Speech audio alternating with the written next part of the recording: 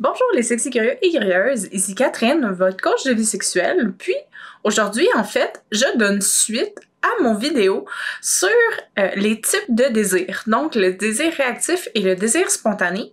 J'ai reçu une petite question supplémentaire, donc une question de suivi à propos de ce sujet-là quand j'ai sorti cette vidéo-là.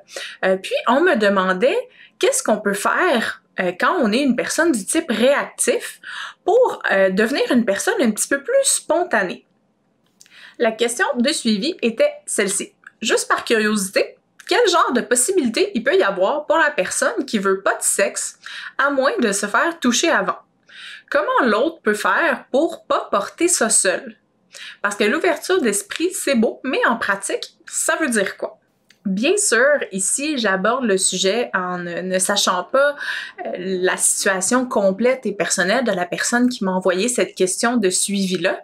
Et aussi donner le fait où il n'existe pas de problème relationnel ou personnel sous-jacent à la situation. Ça peut être de créer des moments propices à l'intimité et pas seulement à la sexualité pénétrative, comme par exemple s'assurer que les limites sont bien posées puis que l'expression de celle-ci est vraiment facile puis respectée par l'autre partenaire.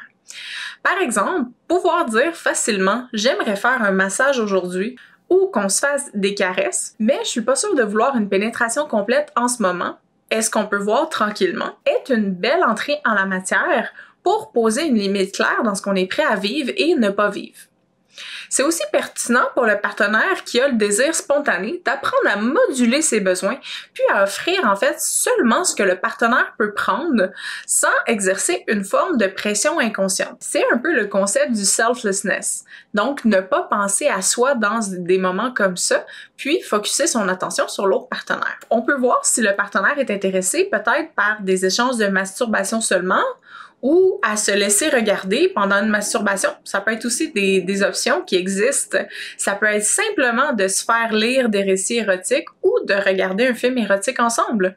La sexualité, ça doit pas toujours rimer avec pénétration. Il y a une panoplie de choses qu'on peut faire pour s'aider à se mettre dans l'ambiance par nous-mêmes avant d'approcher un partenaire. On peut explorer des choses comme le tantrisme pour reconnecter mieux avec son corps puis sa sexualité. Parfois aussi, c'est la pénétration qui crée un stress d'obligation. Donc, on n'agit pas un peu sur nos envies du moment.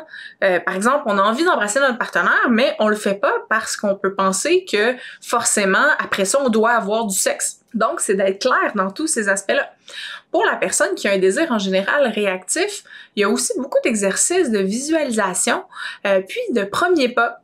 Agir aussi sur ses moindres pensées érotiques, que ça soit simplement de la partager à haute voix, de l'écrire quelque part, ou même pour les plus petites d'entre elles, formuler ces demandes intimes-là puis les exprimer à l'autre sont déjà un super bon pas vers un désir qui est un peu plus spontané. C'est un peu comme ça qu'on peut exprimer des manières personnelles, donc des pistes autonomes pour essayer d'activer notre désir à des moments qui sont pas nécessairement provenant de notre partenaire. Donc, l'excitation ne provient pas de notre partenaire et nous est pas donnée. Donc, essayer de la nourrir à l'intérieur de nous pour pouvoir ensuite la projeter sur notre partenaire.